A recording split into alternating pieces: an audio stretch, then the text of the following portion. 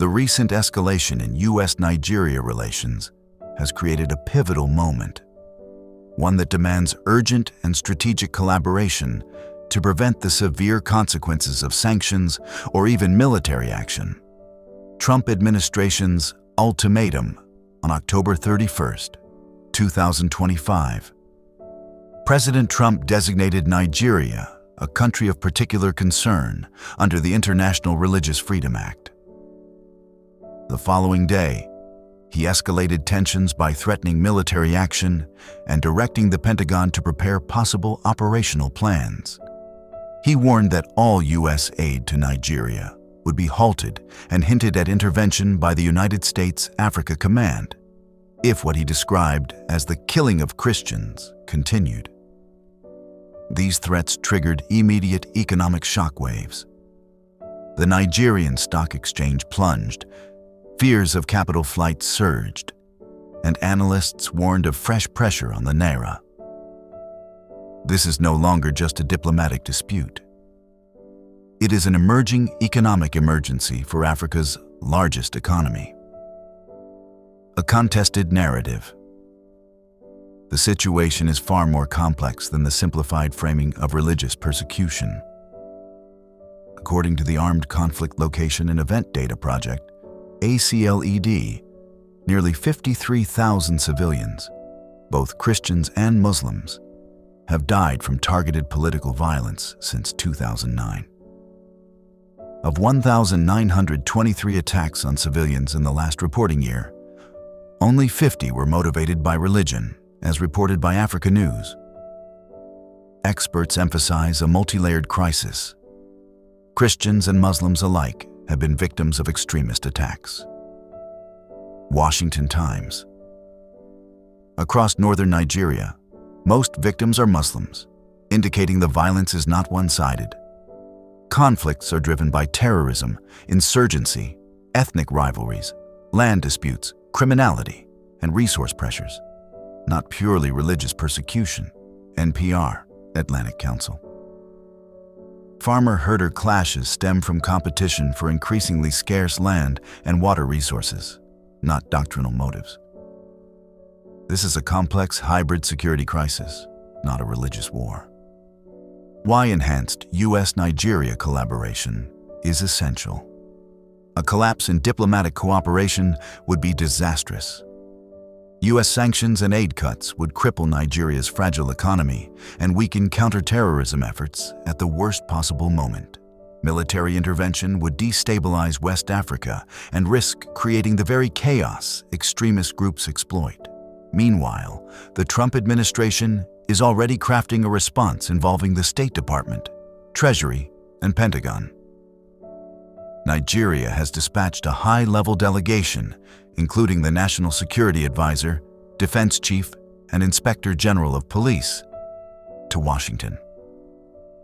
This presents an opening for dialogue instead of confrontation, and cooperation that respects Nigerian sovereignty while addressing legitimate U.S. concerns. Strengthening existing partnership frameworks, rather than allowing relations to deteriorate. Both nations should deepen existing security cooperation. The U.S. has already invested significantly in Nigeria's defense capacity, most notably through delivery of the AI-29 Super Tucano aircraft, precision-guided munitions, and ongoing training programs. Building on this foundation is far more strategic than pursuing sanctions or force. Addressing root causes together.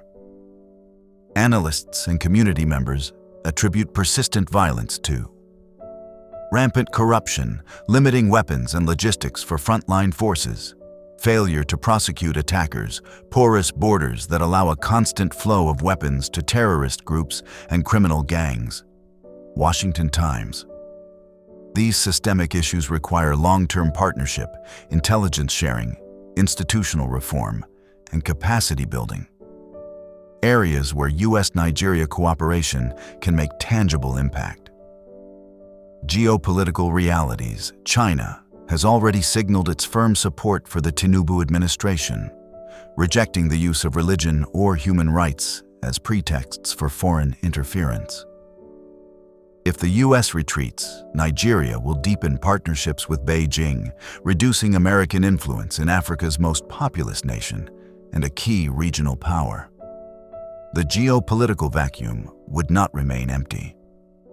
A strategic roadmap forward. To avoid the consequences of Trump's ultimatum while genuinely strengthening security, both countries should immediately pursue short-term actions, establish transparent mechanisms for tracking and responding to violence affecting all communities, create joint U.S.-Nigeria intelligence and counterterrorism task forces, implement and enforce accountability measures for security agencies, launch community-based protection programs in high-risk regions, medium-term initiatives, expand training and equipment support to enhance Nigeria's military capacity, address governance failures, corruption, and impunity that fuel violence, strengthen the judiciary to effectively prosecute terrorists and criminals, invest in economic development and resilience in conflict-affected areas, improve strategic communication, ensuring accurate data on violence against all religious and ethnic groups is publicly documented. Nigeria must demonstrate measurable improvements in security and accountability, while the U.S. must engage constructively and acknowledge the complex drivers of violence. The stakes. If U.S. threats materialize, the consequences for West Africa could be catastrophic. As highlighted by Frontiers, millions more could face displacement. The question now is whether Abuja and Washington can rise above fiery rhetoric to forge a partnership that safeguards Nigerian citizens of every faith and preserves a vital strategic alliance. Collaboration, not confrontation, is the only sustainable path forward. Nigeria must show progress in protecting its citizens, and the U.S. must approach the crisis with nuance and constructive engagement. The alternative is a spiral of instability that neither nation can afford.